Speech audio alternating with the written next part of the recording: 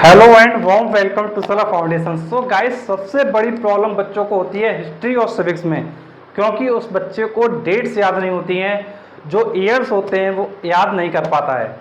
तो ऐसे में क्या करें, किस तरीके से पढ़ें, कौन सी क्वेश्चन बैंक बेस्ट होगी।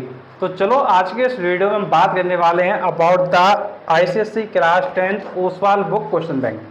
तो देखो, बात करेंगे कि ओसवाल की जो क्वेश्चन बैंक है, जो कि तुम्हारे हिस्ट्री और सिविक्स के लिए ये बुक तुम्हारे लिए कैसी रहेगी, और इस बुक में क्या क्या कंटेंट गिवन है, क्या ये बुक तुमको समझ में आएगी कि नहीं।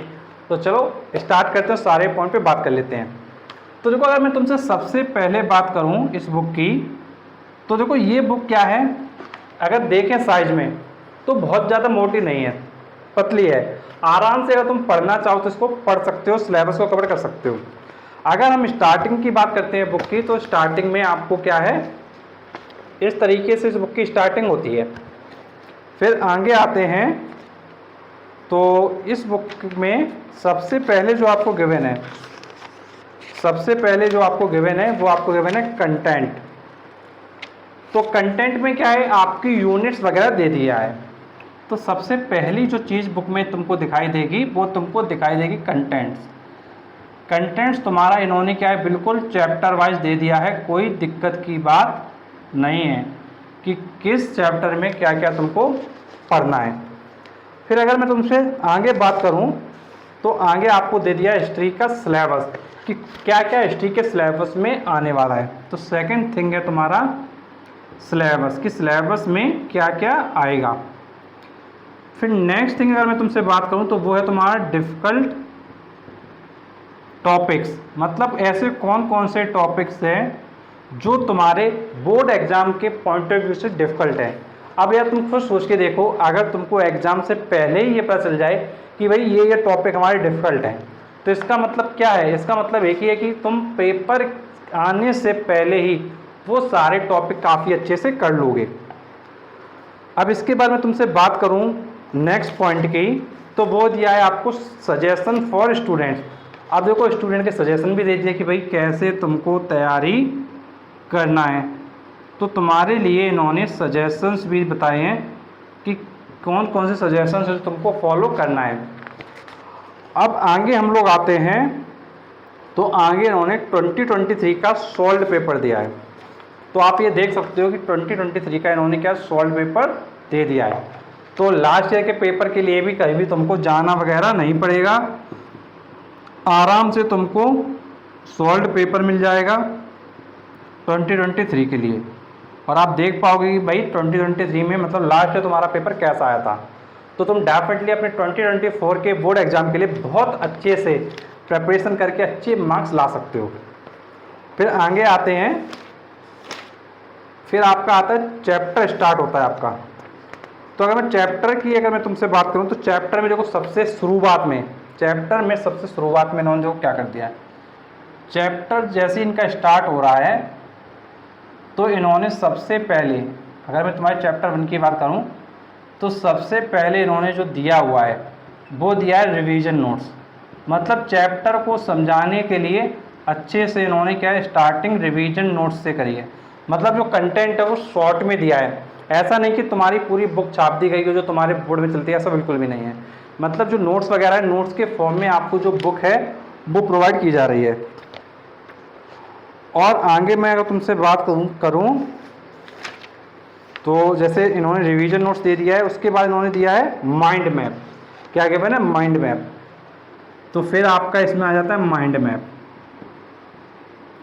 अब माइंड मैप के बाद अगर मैं तुमसे बात करूं क्या गिवन है इन्होंने, तो माइंड मैप को यार काफ़ी अच्छे से इन्होंने समझाया है, और कई जगह तो क्या 2-2 3-3 माइंड मैप भी दिए हुए हैं बुक में।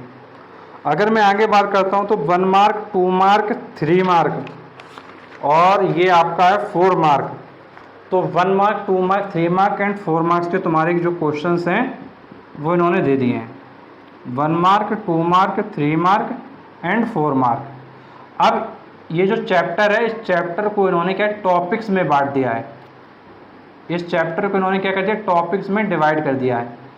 अब जैसे टॉपिक 1 इनका स्टार्ट होगा, तो टॉपिक 1 जैसे ये स्टार्ट कर रहे हैं तो इसमें इन्होंने क्या कर दिया, रिवीजन नोट्स दिया है, माइंड मैप दिया है, फिर उसके बाद 1 मार्क 2 मार्क 3 मार्क्स 4 मार्क्स वाले क्वेश्चन वन दिए। फिर उसके बाद इनका टॉपिक 2 स्टार्ट हो गया है, फिर उसका टॉपिक 3 स्टार्ट हो गया है। तो जिस चैप्टर में जितने टॉपिक्स की नीड थी उसके अकॉर्डिंग इन्होंने इस चैप्टर को कवर कर दिया है। तो मैक्सिमम चैप्टर तुम्हारे क्या है 2 टॉपिक या फिर 3 टॉपिक में क्या कवर इन्होंने कर दिए हैं।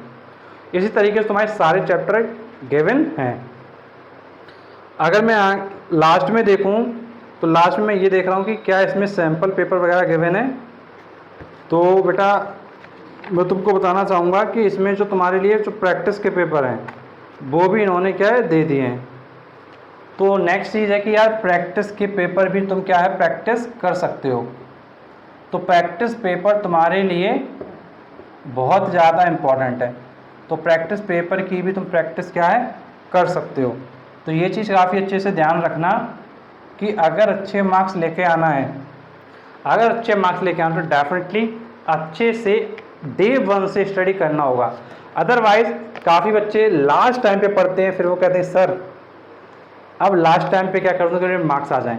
तो बेटा शुरुआत में अगर तुम नहीं समझोगे तो कैसे तुम्हारे मार्क्स आएंगे, तुम खुद सोच के देखो। तो बेटा मैं तुमसे बस एक ही चीज़ यही कहूँगा कि अगर तुमको अच्छे मार्क्स लाने हैं तो डेफिनेटली जो तुम्हारा कंटेंट है वो तुमको फोकस करना है। चैप्टर वाइज तुम्हारा कंटेंट गिवन है, फिर सिलेबस को पूरा कवर अप करना है। डिफ़िकल्ट टॉपिक कौन कौन से हैं जो तुम्हारे पेपर में आते हैं उन डिफ़िकल्ट टॉपिक को देखना है, क्या इन्होंने सजेशन दिया है उसको देखना है। और उसके बाद जो तुम्हारे लास्ट ईयर का सैम्पल पेपर है वो देखना है। 1 mark 2 mark 3 mark and 4 marks वाले क्वेश्चंस की क्या काफ़ी अच्छे से प्रैक्टिस करना है। अगर आप प्रैक्टिस करोगे तो फिर डेफिनेटली तुम्हारे जो मार्क्स वगैरह हैं वो काफ़ी अच्छे से तुम क्या है ले आओगे। तो यार हिस्ट्री की जो ये बुक है तुम्हारा इसमें हिस्ट्री भी गिवन है, सिविक्स भी गिवन है। तो तुम डेफिनेटली सिविक्स और हिस्ट्री के लिए काफ़ी अच्छे से प्रिपरेशन कर सकते हो। और देखो जो तुम्हारे हिस्ट्री की स्ट्रेटजी का वीडियो है लास्ट ईयर का वो ऑलरेडी अपलोड है।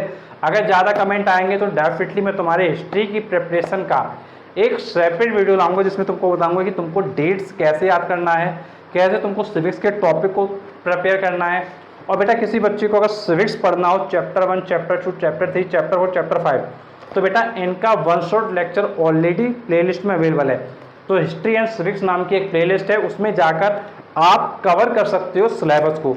और इस बुक के अलावा अगर तुमको देखना हो कि भाई फिजिक्स की बुक कैसी है, केमिस्ट्री का कैसा है, मैथ का कैसा है, तो सारी बुक के जो रिव्यू हैं वो ऑलरेडी प्लेलिस्ट में अवेलेबल। प्लेलिस्ट का नाम है बुक्स। तो बुक्स नाम की जो प्लेलिस्ट है उसमें जाकर तुम क्या है आईसीएसई बुक्स के सारे रिव्यू देख सकते हो और समझ सकते हो किस बुक में तुमको क्या गिवन है। और कोई भी तुम्हारा डाउट है, कन्फ्यूजन है, कुछ पूछना चाहते हो नीचे कमेंट बॉक्स से कमेंट करके पूछ सकते हो। और ऐसे देखने के लिए चैनल को सब्सक्राइब कर लेना। और अगर वीडियो अच्छा लगा है तो प्लीज़ वीडियो को लाइक करें, चैनल को सब्सक्राइब करें और उन दोस्तों तक ज़रूर शेयर करें जिनको इस वीडियो की वास्तव में बहुत बड़ी नीड है। तो बाकी का यार वीडियो एंड करते हैं, मिलते हैं आपसे नेक्स्ट वीडियो। तब तक के लिए thank you so much for watching this video.